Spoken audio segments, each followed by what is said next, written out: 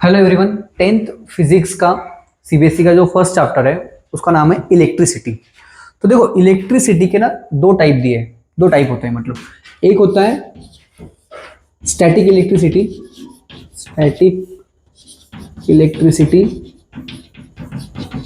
और एक होता है करंट इलेक्ट्रिसिटी।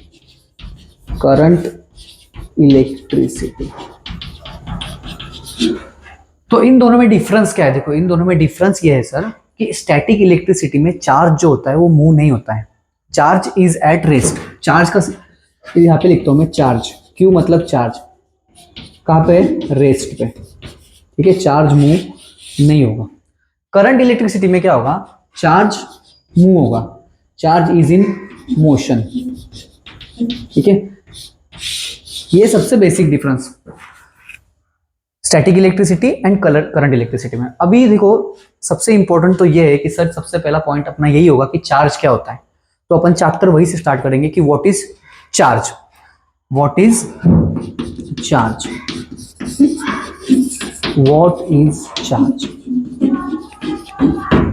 चार्ज का जो देखो बुक में जो डेफिनेशन दिया है ना, वो ये है कि sir charge is a fundamental property of matter due to which it experiences a force in a electric field और मैग्नेटिक फील्ड। मतलब चार्ज एक ऐसी प्रॉपर्टी है sir, fundamental property of matter, जिसकी वजह से वो मैटर एक फोर्स एक्सपीरियंस करता है जब उसे हम इलेक्ट्रिक फील्ड में रखते हैं। अभी प्रॉब्लम ये है कि अपने को इलेक्ट्रिक फील्ड तो मालूम नहीं है, फर्स्ट टाइम अपन ये चालू कर रहे हैं। ठीक है, तो सबसे बेसिक डेफिनेशन लिखूंगा, charge is a fundamental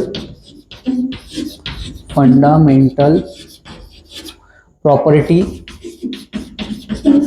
of matter.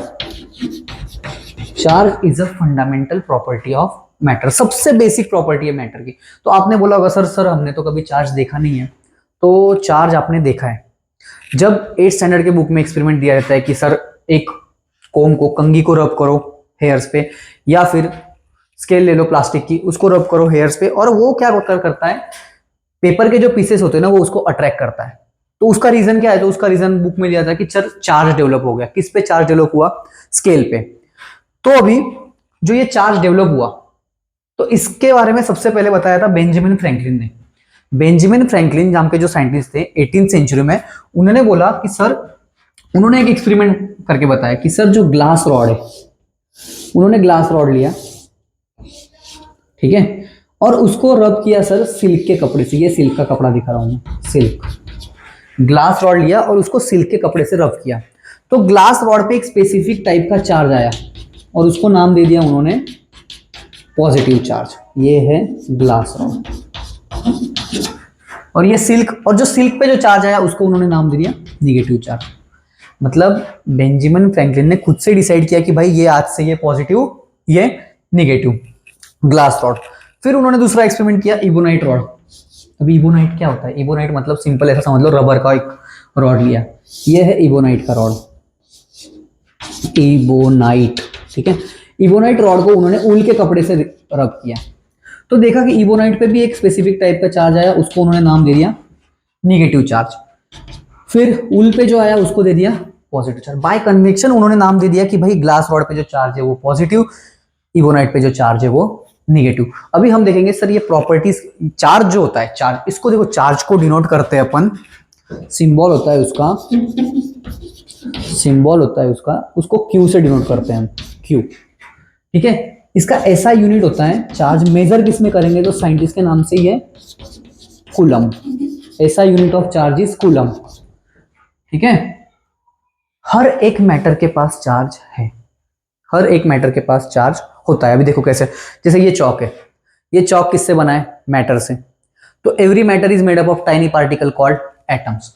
अगर आप एटम का स्ट्रक्चर देखने जाए, एटम का, तो एटम के सेंटर में होता है सर न्यूक्लियस। न्यूक्लियस के अंदर होता है प्रोटॉन, पॉजिटिव चार्ज, और बाहर होता है न्यूट्रॉन, और उसके बाहर घूम रहा है ऑर्बिट में, एक स्पेसिफिक ऑर्बिट में, इलेक्ट्रॉन, जिस पे है negative charge.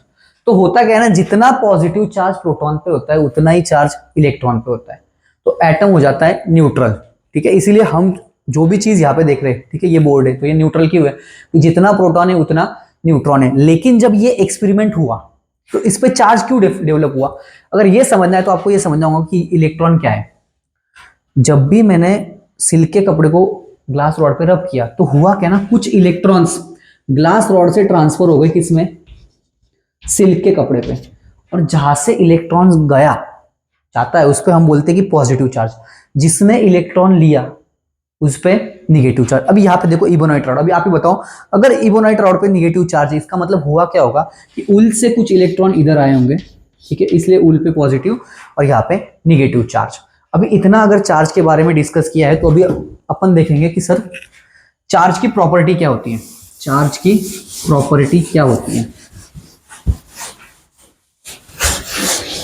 Properties of charge. बराबर चालू है ना, देखो प्रॉपर्टीज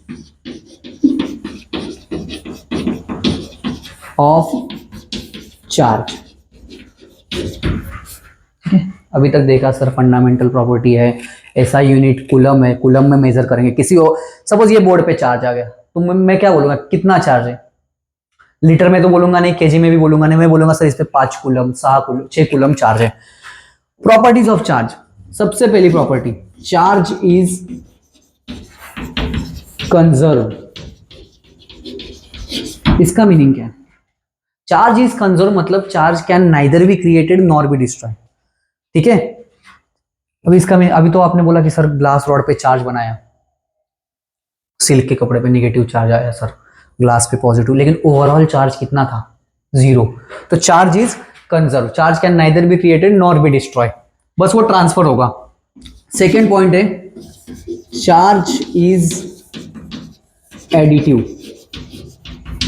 एडिटिव इसका मतलब क्या है, अगर एक सिस्टम पे पहले से 2 कूलम चार्ज है, मैं उस पर और 3 कूलम चार्ज डालता हूं, फिर -4 कूलम का चार्ज डालता हूं, तो कितना हो गया चार्ज, सिंपल ऐड कर लो, 3 + 2 टोटल चार्ज, नेट चार्ज लिखूंगा मैं +2 coulomb +3 coulomb -4 coulomb, 3 + 2 5 5 - 4 1, net charge कितना हो गया 1 कूलम, चार्ज इज एडिटिव। फिर थर्ड पॉइंट अपोजिट, एडिटिव हो गया, कंजर्व हो गया, charge can be transferred. Charge क्या हो सकता है, ट्रांसफर्ड हो सकता है। एक ऑब्जेक्ट पे अगर मैंने पॉजिटिव चार्ज लगाया, ये मेटल का रॉड स्फीयर है, इस पे पॉजिटिव चार्ज है, ठीक है, आप अपना एक मेटल का स्फीयर लेके आए, आपने उस मेटल के स्फीयर को इसको टच कर दिया, तो होगा क्या रे, ये पॉजिटिव चार्ज इस पे ट्रांसफर हो जाएगा, तो फिर इस पे भी चार्ज आ जाएगा सर, इसीलिए मैंने बोला charge can be transferred, charge transfer हो सकता है। First property charge is conserve, charge is additive, charge can be transferred, ठीक है। फोर्थ जो होता है वो मैं बोलता हूं चार्ज इज क्वांटाइज्ड। क्वांटाइज्ड इसका मीनिंग क्या है, ये सबसे इंपॉर्टेंट, इस पे एक न्यूमेरिकल है अभी बुक में। क्वांटाइजेशन ऑफ चार्ज का मीनिंग ये है सर कि चार्ज हमेशा इंटीग्रल मल्टीपल रहेगा ई के। ये ई क्या है, इसको समझने के लिए हमें वापस वो स्ट्रक्चर ड्रॉ करना पड़ेगा, कौन सा, इलेक्ट्रॉन और प्रोटॉन का। ये मैंने बनाया था न्यूक्लियस, ये बाहर था इलेक्ट्रॉन, ठीक है, अंदर था प्रोटॉन और न्यूट्रॉन। अभी प्रोटॉन पे चार्ज कितना होता है, किसी ने पूछा तो क्या बोलोगे, ये मैंने प्रोटॉन लिखा, ये मैंने न्यूट्रॉन लिखा, और फिर मैंने यहाँ पे लिख दिया इलेक्ट्रॉन। यहाँ पे लिखता हूं मैं चार्ज, प्रोटॉन पे चार्ज होता है +1.6 × 10⁻⁹ +1.6 × 10⁻⁹, क्या, लीटर, केजी, नहीं सर, कूलम, चार्ज का यूनिट है कूलम। न्यूट्रॉन पे चार्ज नहीं होता है सर, 0। इलेक्ट्रॉन पे चार्ज कितना होता है, सेम यही चार्ज रहेगा, बस लिखना पड़ेगा -1.6 × 10⁻⁹ कूलम। मतलब पूरे दुनिया में सबसे छोटा चार्ज जो है, वो यही है, 1.6 × 10⁻⁹।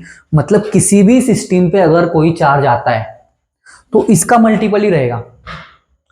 मतलब ये है, अगर मैं 3 का टेबल लिख रहा हूं तो उसमें हर जो नंबर आएगा वो किसका मल्टीपल रहेगा, 3 का। अगर मैं 5 का टेबल लिख रहा हूं तो उसमें हर जो नंबर आएगा वो 5 का मल्टीपल रहेगा। वैसे ही अगर सबसे छोटा चार्ज ये है और किसी भी ऑब्जेक्ट पे ये चौक पे अगर चार्ज आता है तो वो किसका मल्टीपल रहेगा? Integral multiple, whole number multiple of this. इसका मतलब है सर चार्ज इज क्वांटाइज में अपन फाइनल लिखेंगे कि sir Q is equal to N into e. हमेशा चार्ज इसी का मल्टीपल रहेगा, E का। मतलब ये पॉसिबल नहीं है Q is equal to 4E, ये चार्ज पॉसिबल है? हाँ सर है। Q is equal to -3E, ये भी पॉसिबल है। होल नंबर है ना यहाँ पे, प्लस माइनस तो बस साइन है कि निगेटिव चार्ज है या पॉजिटिव। लेकिन ये जो है ना Q is equal to -1.5E, ये पॉसिबल नहीं है। हमेशा किसका चाहिए, कैसा चाहिए? Integral multiple. जैसे कि अभी मैं टी शर्ट लूँ तो मैं एक टी शर्ट लूंगा, 2 टी शर्ट लूंगा, 4.5 टी शर्ट नहीं मिलेगा। वैसे ही चार्ज भी हमेशा E का मल्टीपल रहेगा। E मतलब क्या? -1.6 10⁻⁻19 कूलम। अभी इस पे ना एक एग्जांपल दिया है बुक में, अपन हम पहले वो सॉल्व करते हैं। चार्ज इज कंजर्व, एक और प्रॉपर्टी है इसकी, देखो, charge produces electric field. Charge क्या करता है? इलेक्ट्रिक फील्ड प्रोड्यूस करता है। जैसे मैग्नेट अपने आजू बाजू में मैग्नेटिक फील्ड, वैसे ही चार्ज अपने आजू बाजू में इलेक्ट्रिक फील्ड प्रोड्यूस करेगा। ठीक है, तो अभी देखो क्वांटाइजेशन ऑफ चार्ज का मीनिंग क्या है। क्वांटाइजेशन ऑफ चार्ज, देखो बुक में दिया है कि 1 कूलम चार्ज बनाने के लिए कितने इलेक्ट्रॉन जरूरी है। हाउ मेनी इलेक्ट्रॉन्स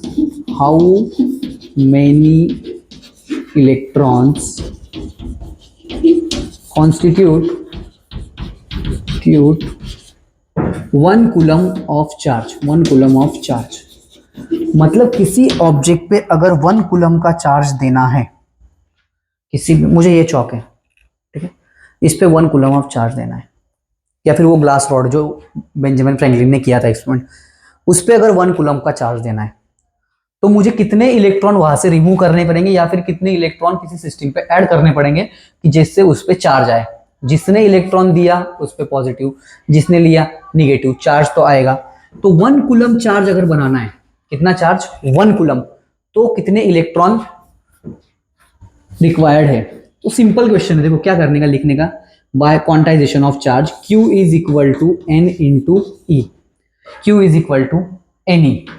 कितना कूलम चार्ज है भाई? 1 is equal to N into e, कितने इलेक्ट्रॉन है? नहीं पता, N इंटू इलेक्ट्रॉन पे चार्ज 1.6 इंटू 10⁻⁻19 कूलम।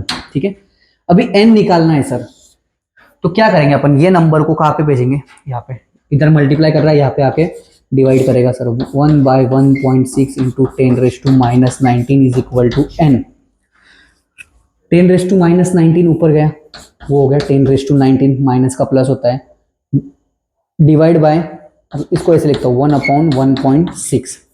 अभी 1/1.6 को मैं लिखूंगा 1/1.6, मतलब इसको पॉइंट हटाने के लिए अपन 10 से मल्टीप्लाई करते हैं, 10 से मल्टीप्लाई, 10/16, 5/8, कैसे हुआ 5/8? अरे भाई 2 से डिवाइड किया, 5/8 मतलब होता है ऑलमोस्ट 0.625।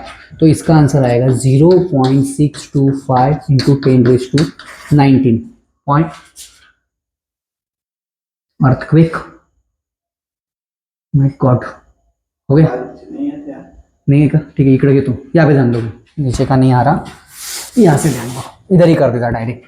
ये हो गया आपका, ये अगर करोगे अपन 1/1.6 इंटू 10⁻19 है ये, तो ये हो जाएगा आपका 0.625 इंटू 10⁻19, और ये पॉइंट एक घर आगे लेके जाओ तो ये हो गया 6.25। स्टैंडर्ड फॉर्म में ऐसे लिखते हैं।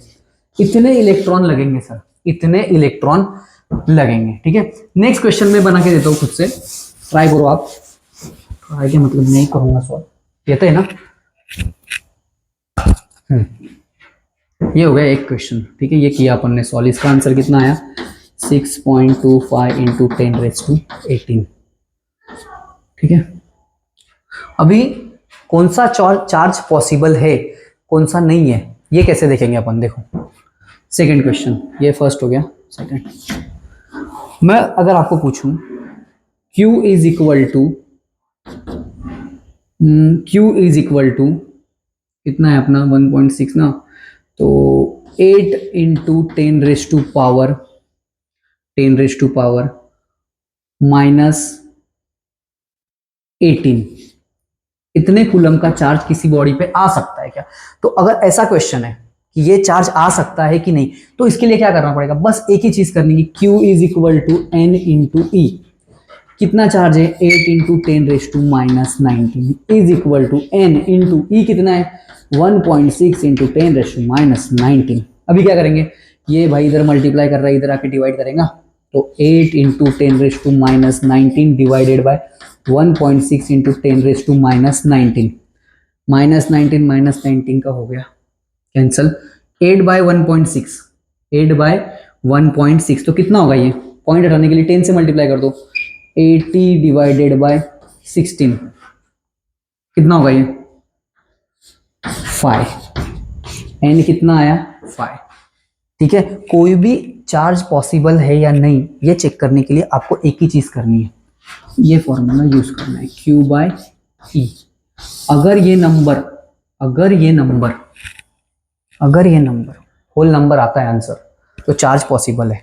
ठीक है, अगर यही क्वेश्चन, ठीक है चलो इतना समझ गया ना, तो अभी अपना अगला जो टॉपिक है वो है electric potential and electric potential energy. ठीक है, तो वो मैं अभी नेक्स्ट लेक्चर में कवर करता हूँ। ठीक है, थैंक यू।